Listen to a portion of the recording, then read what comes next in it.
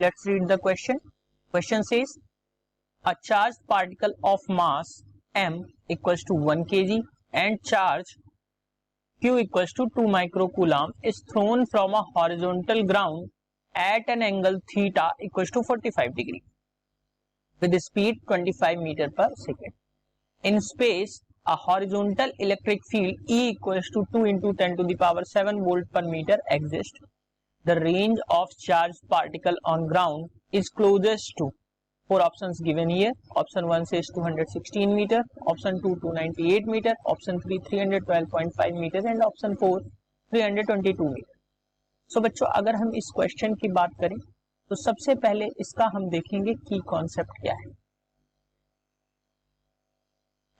ध्यान रखिएगा बच्चों, अब यहाँ पे क्या कह रहा है कि कोई भी एक चार्ज पार्टिकल है जिसका मास 1 kg है और उसको हमने क्या किया है, उसको फेंका है horizontal electric field 2 into 10 to the power 7 volt पर मीटर. तो अगर हम देखें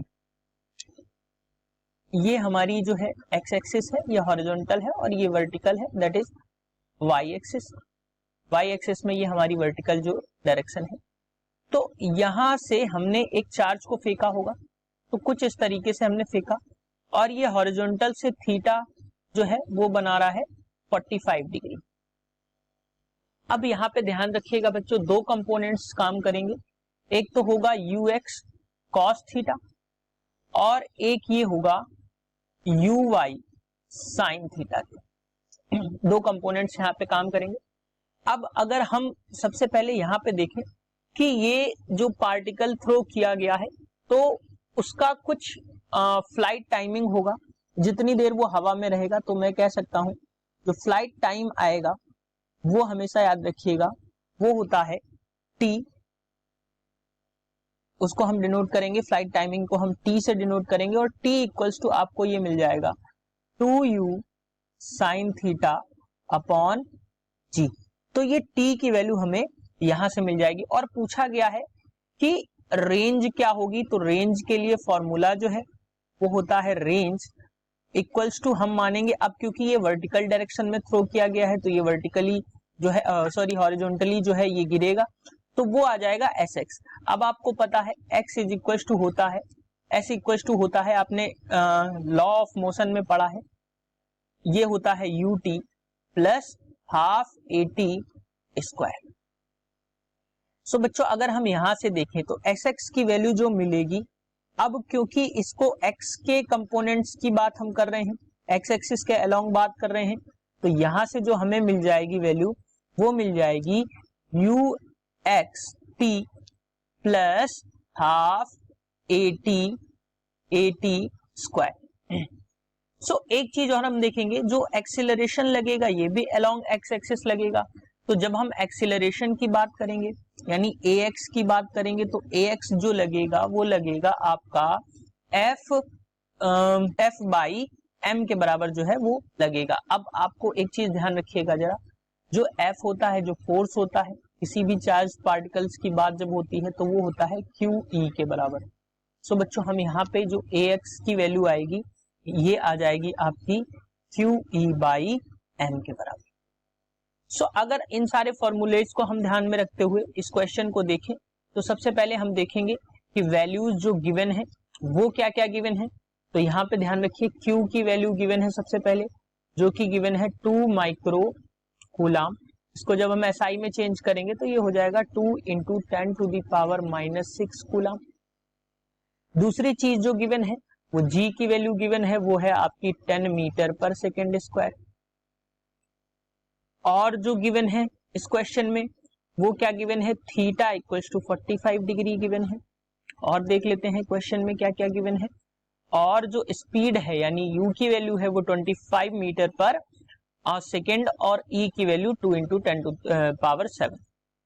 जो u की वैल्यू है यानी कि वेलोसिटी जो गिवन है वो गिवन है आपकी 25 मीटर पर सेकेंड. और नेक्स्ट जो है E की वैल्यू वो भी आपको गिवन है और वो गिवन है 2 into 10 to the power 7. सो बच्चों अब अगर हम इसको इन सारी वैल्यूज को फॉर्मूले में पुट करें तो यहां से जो हमें फ्लाइट टाइमिंग आएगी T इक्वल्स टू आएगा t इक्वल्स टू आपको मिलेगा 2 इंटू 25 इंटू साइन 45 अपॉन जो मिलेगा आपको वो मिलेगा g दैट इज 10।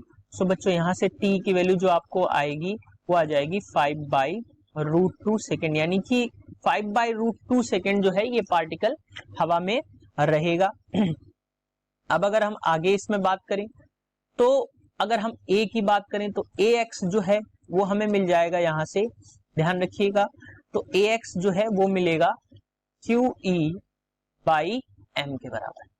सो अगर हम रेंज निकालें तो रेंज की वैल्यू r और r इक्वल्स टू आपको यहां से मिल जाएगी, r की वैल्यू यहां से मिल जाएगी u cos थीटा यानी कि 25 into cos 45 1/√2 into t that is 5/√2 5/√2 plus 80 half 80 square, तो हाफ को हमने यहां रख लिया। a की वैल्यू है QE यानी q की वैल्यू है 2 इंटू 10⁻⁻6 इंटू e की वैल्यू है 2 इंटू 10⁻7 अपॉन में आ जाएगा आपका 1 और t स्क्वायर यानी 5/√2 का होल स्क्वायर। सो बच्चों जब हम इसको सॉल्व करेंगे तो यहां से हमें जो वैल्यू मिलेगी वो मिल जाएगी 62.5 और ये मिलेगी आपको प्लस 250। तो जो रेंज आई अब ये आएगी मीटर्स में। सो जब इसको हम फर्दर सॉल्व करेंगे बच्चों तो ये हमें मिल जाएगी 312.5 मीटर। तो जो रेंज की वैल्यू आई वो आई 312.5 मीटर। सो हम ऑप्शंस में देखेंगे तो option 3 that is 312.5 metre is the right answer. Hope you understood it well. Best of luck.